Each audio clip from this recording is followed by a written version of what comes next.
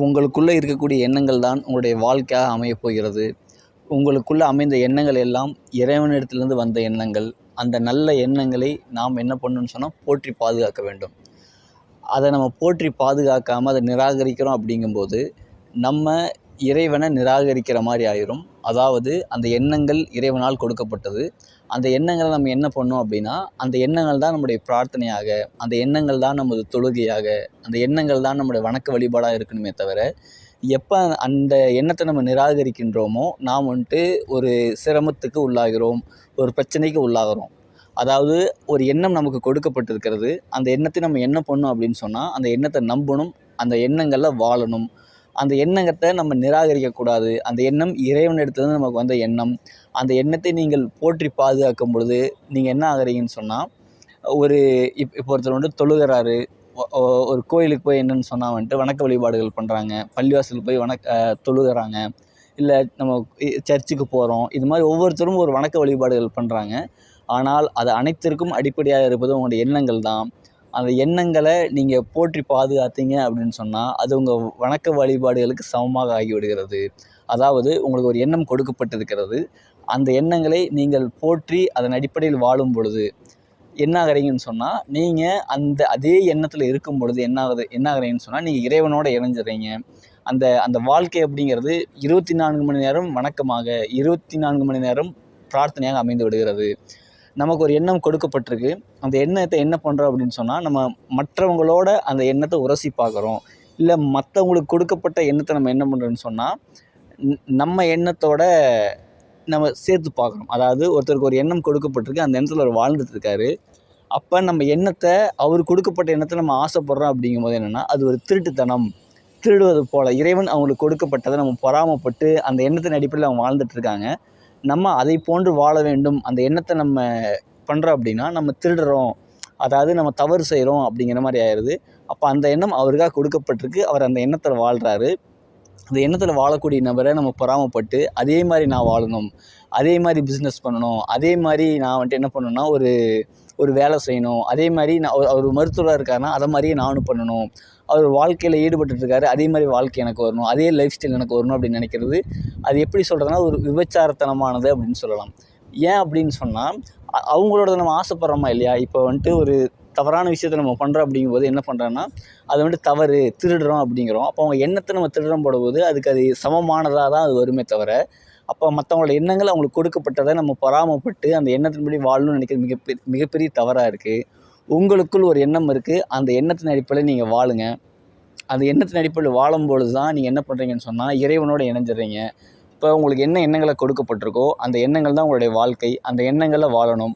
அதே சமயம் மற்றவங்களுக்கு கொடுக்கப்பட்ட எண்ணத்தை பார்க்காம நமக்கு கொடுக்கப்பட்ட எண்ணங்களில் அதை போற்றி பாதுகாத்து வாழும் பொழுது நம்ம என்ன பண்ணுறோன்னு சொன்னால் இறை நெருக்கமுடைய நபராக மாறிடுறோம். அதே சமயம் அந்த எண்ணங்களை நம்பணும். நமக்கு எண்ணங்களாக கொடுக்கப்பட்டிருக்கோ அந்த எண்ணங்களை நம்பணும், அந்த எண்ணங்களை வாழணும். அந்த எண்ணம் அப்படிங்கிறது இறைவன்கிட்டருந்து வந்தது. அதே சமயம் என்ன பண்ணால் அந்த எண்ணத்தை அவநம்பிக்கைப்படக்கூடாது. அந்த எண்ணங்களை நம்ம அடுத்து சொல்லணும் அப்படிங்கிறது கட்டாயம் கிடையாது. அதே சமயம் அந்த எண்ணத்தை நம்ம நிராகரிக்கக்கூடாது. நம்ம என்ன பண்ணுறோம் அப்படின்னா, நமக்கு என்ன எண்ணங்களாக கொடுக்கப்பட்டிருக்கோ அந்த எண்ணத்தை நிராகரித்து நமக்கு உலகங்களில் என்னென்ன தெரியுதோ மற்ற நபர்களை பார்த்து, அதே போல் நம்ம ஒரு கற்பனையில் என்ன இருக்கிறோன்னா, ஏதோ ஒரு எண்ணத்தை எடுத்து அந்த கற்பனையில் வாழ்ந்துட்டுருக்கோம். ஆனால் நமக்கு என்ன எண்ணமாக கொடுக்கப்பட்டிருக்கோ அந்த எண்ணத்தை நீங்கள் கற்பனையாக, அதாவது அது கிடைச்ச மாதிரி நீங்கள் வாழும் பொழுது, கற்பனையாக வாழும் பொழுது என்னன்னு சொன்னால் அது நிகழக்கூடியதாக இருக்குது. அதே சமயம் உங்களுக்கு என்ன எண்ணங்களாக கொடுக்கப்பட்டதோ அது மனக்கண்ணில் நிகழ்ந்தது போல் நீங்கள் வாழுங்க. கண்டிப்பாக அந்த எண்ணங்கள் நிறைவேறக்கூடியதாக இருக்குது. ஏன்னா அந்த எண்ணங்கள் இறைவனால் கொடுக்கப்பட்டது. இப்போ நீங்கள் ஒரு எண்ணம் இருக்குது. இப்போ ஒவ்வொருத்தருக்கும் ஒரு இலக்கு இருக்கும் வாழ்க்கையில். அந்த இலக்கு நோக்கி பயணிச்சுட்டே இருப்பாங்க. அவங்களோட பிரார்த்தனையெல்லாம் அதுவாக தான் இருக்கும். ஒரு மாணவர் இருக்கார் அப்படின்னா தேர்ச்சியில் நல்ல மதிப்பெண் பெறணும், ஸ்கூலில் முதல் மாணவராக வரணும் அப்படிங்கிறத ஒரு எண்ணமாக இருக்கும். அந்த எண்ணத்தை அவர் அந்த ப்ரேயர்லேயே அவர் இருந்தாருன்னு சொன்னால் எந்த பாவமான காரியங்களில் போக மாட்டார், எந்த தவறான செயல்களுக்கு போக மாட்டார். அதே போல் ஒரு வியாபாரி இருக்கார் அப்படின்னா அந்த வியாபாரம் சரியான முறையில் செஞ்சு முடிக்கணும், அந்த லாபத்தை ஈட்டணும், மக்களுக்கு சேவை செய்யணும்னு ஒருத்தர் நினைக்கிறாரு. அப்படிங்கும்போது அந்த எண்ணங்கள் அந்த போற்றி பாதுகாத்தாருன்னு சொன்னால், இப்போ ஒருத்தர் என்னன்னு சொன்னால் ப்ரேயர் பண்ணுறாரு, கடவுள் பக்தியில் இருக்கார் அப்படின்னா என்ன பண்ணுவார்? எந்த பாவமும் செய்ய மாட்டார். ஏன்னா கடவுள் பக்தியில் இருக்கார், அவர் எப்படி பாவம் செய்வார்? அதே போல் நீங்கள் ஒரு எண்ணத்தின் அடிப்படையில் வாழ்ந்து கொண்டு இருக்கும்போது நீங்களும் எந்த பாவமும் செய்ய மாட்டீங்க. ஏன்னா அந்த எண்ணம் இறைவனால் கொடுக்கப்பட்டது. அந்த எண்ணத்தை நீங்கள் செயல்படுத்துகிறீங்க, அதை நம்புகிறீங்க, அதை மற்றவங்களோட நீங்கள் ஒப்பிட்டு பார்க்காம இருக்கிறீங்க.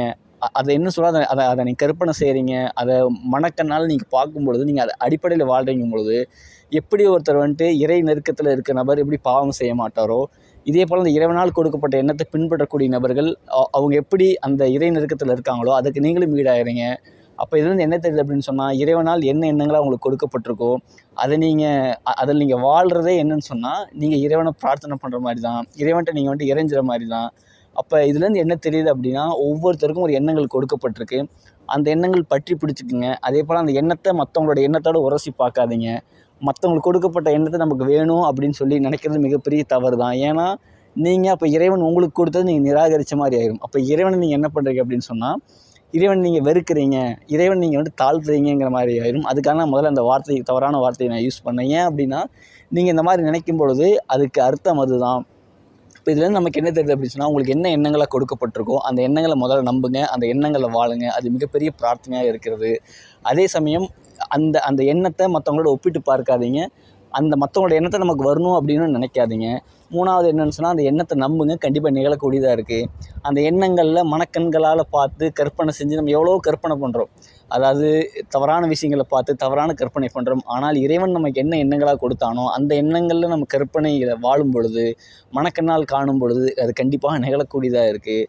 அப்போ இதுலேருந்து என்ன தெரியும் சொன்னால், உங்கள் எண்ணங்கள் தான் உங்கள் வாழ்க்கையாக அமைகிறதே தவிர, உங்கள் எண்ணம் தவறாக இருந்தால் உங்கள் வாழ்க்கை தவறானதாகவும், உங்கள் எண்ணம் சரியாக இருந்தால் உங்கள் வாழ்க்கை சரியானதாகவும். தவறான எண்ணம் என்பது நாம் மற்ற நபர்களை பார்த்து அதை போன்று எனக்கு வேண்டும் என்று பொறாமைப்படக்கூடிய அந்த எண்ணம் தவறான வாழ்க்கையையும், இறைவன் நமக்கு என்ன எண்ணமாக கொடுத்தானோ அந்த எண்ணத்தை நாம் கருக்கொண்டு அதன் அடிப்படையில் வாழும் பொழுது அது பிரார்த்தனையாக, அதை போற்றி பாதுகாத்து வாழும் பொழுது அதை வணக்கமாக மாறுகிறது.